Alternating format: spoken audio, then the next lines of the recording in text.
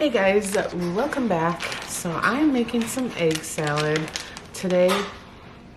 Guess who's coming to try to get in everything? Listen, Linda, everything's not about you. So it is Good Friday. Is it a Good Friday? Yeah, it's gonna be Good Friday. Yesterday was the last time I vlogged. If you guys watched my last vlog, I had ended the video where I was filming Thursday morning. So I gotta update you guys on what's been going on with the house stuff since then.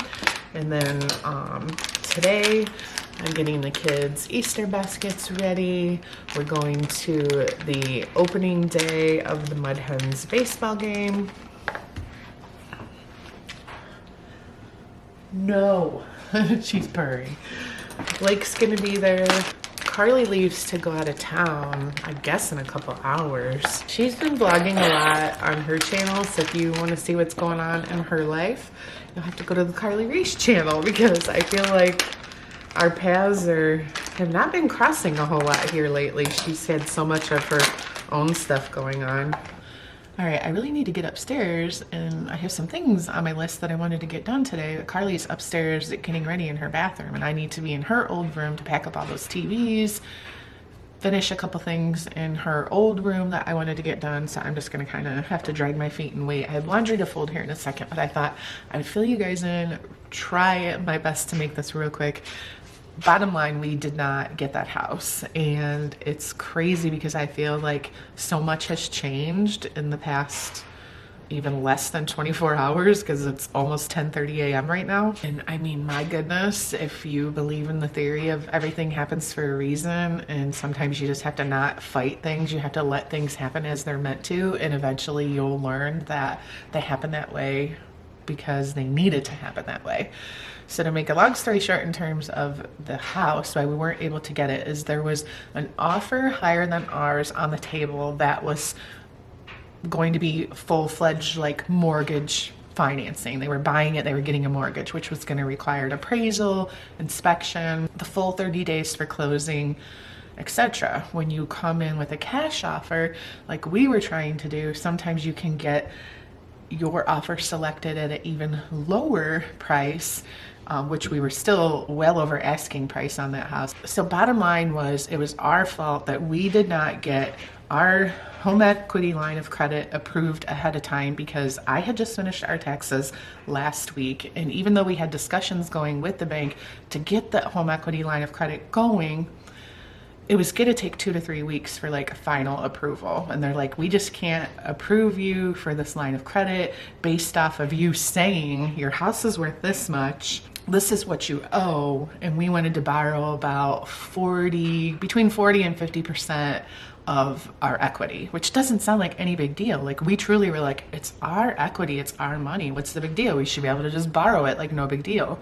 But they can't just take our word for like what our house is worth. So they need to order appraisal, and we need to go through this whole process. And our bank had failed us, so then we went to this other bank, and we waited all day yesterday to hear back from this guy. Ken kept emailing him, calling him, like, please just give us an answer, because we need this letter stating that we have this equity in our home so we can submit that with our offer by 9 o'clock last night, knowing that this guy that works at the bank is probably going home by like 5 or whatever. I'm giving you guys all these details because in my last video I asked you guys want the details of everything, and you were like, yes, it teaches us so much. Some of us that have never done this before are going to be doing this in the future. Like, how does this stuff work? And you don't know until you go through it. I get that. So anyways, it's literally like 4:15, almost 4:30 yesterday. We finally get this guy on the phone, and he's just talking to Ken. He's like, I don't know. He's like, I don't want to like give you this letter on like a 80% confident that your loan's going to go through. I really need to be 100% confident, and based off of what I'm seeing on your house and what it's probably worth and blah blah blah. He's like, there's just a lot of assumptions going on, and he's like, I just can't do it by today. I need more time. He's like, I could promise it probably by Wednesday of next week. Well, what good does that do us when here's this house that we're trying to buy and we need our offer in today? So going along with the lines of everything happens for a reason, we were like, you know, it's not like we went in the house and we're like, oh my God, I just bit my cheek. Ow. Oh my gosh, we have to have this house. We just have to, like, we're gonna die without this house. We did not feel that way. We felt very much, we liked the house, felt very much we could picture ourselves living in it. Size-wise, it's perfect for just Ken and I.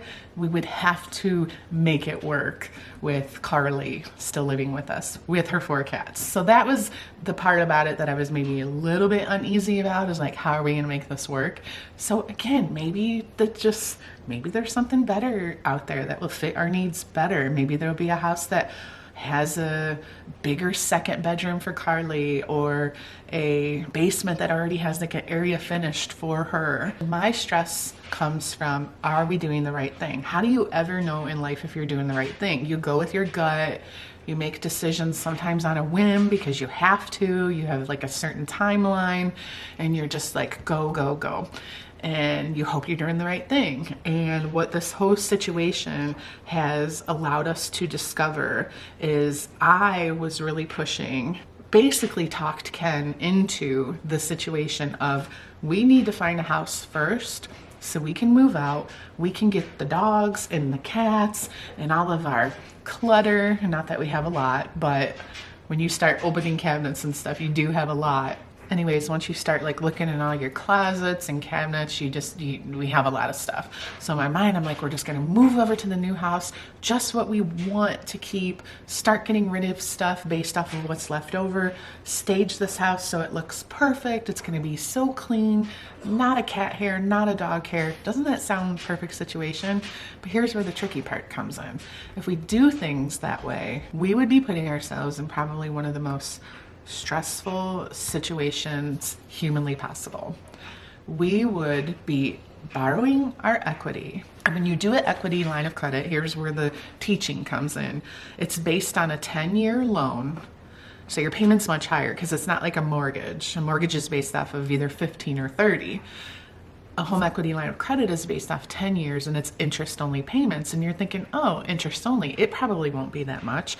Well, interest only on hundreds of thousands of dollars is literally more than what we're even paying on the mortgage on this house. Like, it's a lot.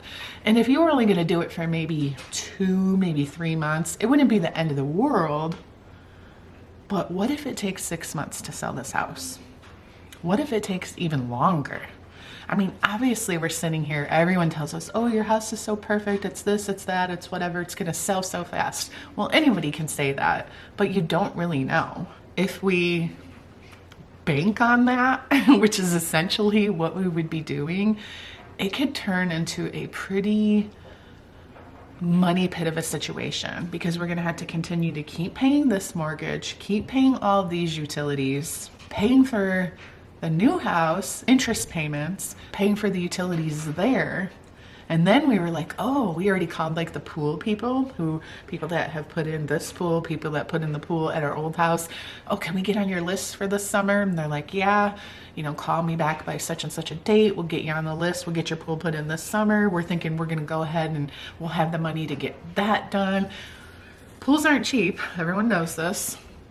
So there would have been another big chunk of money that we were planning on spending probably in like June-ish to get the pool installed right away.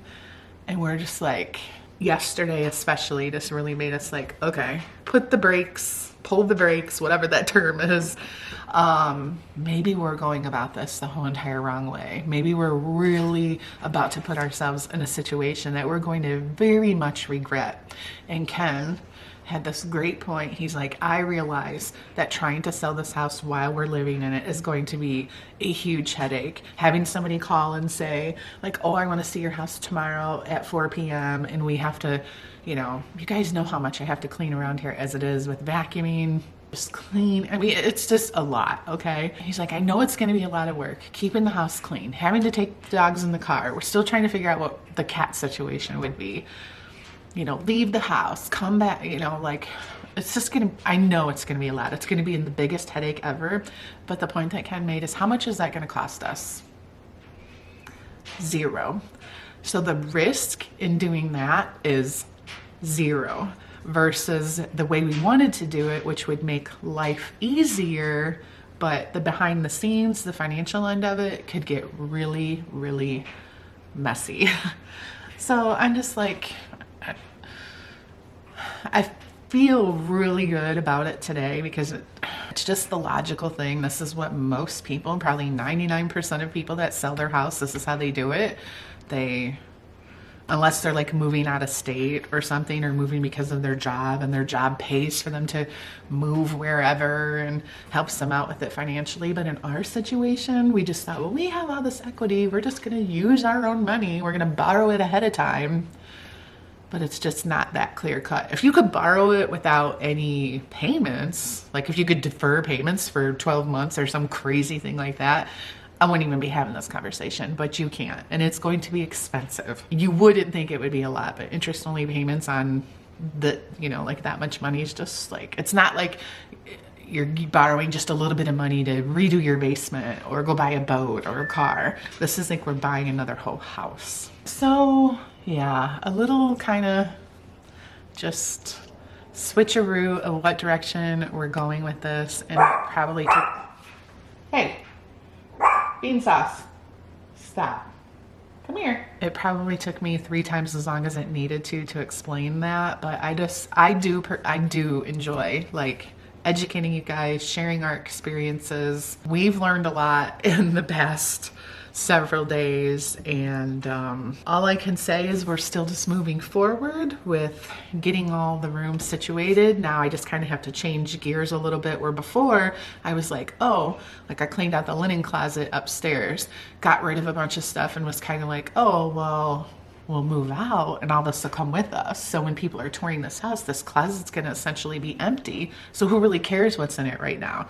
Now I have to change gears a little bit and like, okay, this closet needs to be presentable, which it is, but I mean, like, we have to keep it presentable. It's going to be fine. It feels a lot less like pressure on my shoulders, and like Ken said, this is just, he even said, just imagine even the stress in our relationship. Like when you go through things like this, like, have you ever heard that saying, how they say like building a house is one of the most stressful things a marriage can go through? Well, we've built 2 houses together, and we've not, like, that I did not find overly difficult. Thankfully, we always like agreed on everything, but this kind of stressful financial situation would have been a lot, just, I could see where it could cause some difficult times that are really unnecessary at this point. So we need to sell our house, figure out exactly what that number is we're going to get for it, and then it will be such a different feeling going into the houses that are on the market at that time, whenever that ends up being, hopefully in the next couple months, and just knowing, yeah, we sold our house, so we have this cash, and here we go. We get to get whatever we want, kind of thing, versus being like, oh, do we have enough equity? Is this gonna work? Is that gonna work? So there we go, moving on. So you're still gonna see us do plenty of things around here to finish getting the house ready, but at the same time, we can sort of resume back to normal life here for a little bit, which I'm pretty happy about.